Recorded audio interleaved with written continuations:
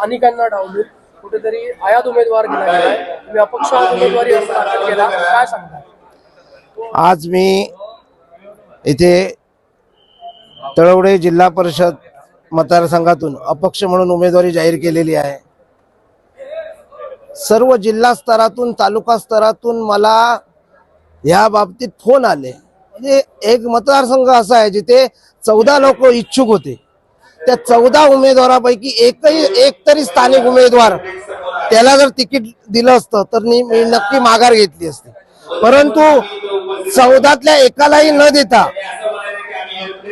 बाहेरचा उमेदवार लादून सर्व तळवडा जिल्हा परिषद मतदारसंघावर अन्याय केलेला आहे। त्या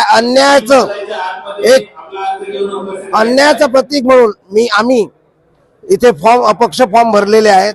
माझ्याबरोबर आणखी सुद्धा लोकांनी फॉर्म भरलेले आहेत, परंतु सर्वांनी निषेध म्हणून हा फॉर्म भरलेला आहे आणि त्याचा निषेध मतदारसंघात नक्की लोक आपल्या मतदानाच्या रूपात दाखवून देतील याची मला खात्री आहे। तुमच्याकडे राणे समर्थक म्हणून पाहिलं जातं, तुमची तशी ओळख आहे। आज तुमचं तिकीट डावलल्यानंतर अशा पद्धतीच्याही चर्चा होतात, त्याबद्दल काय सांगाल? 29 वर्ष राणे साहेबांबरोबर मी काम करतोय। मी त्यांच्याही कानावर घालून आलेलो होतो मला उमेदवारी द्या म्हणून, मी तळवडे मतदारसंघात इच्छुक आहे म्हणून, परंतु पक्षाने विचार केला नाही।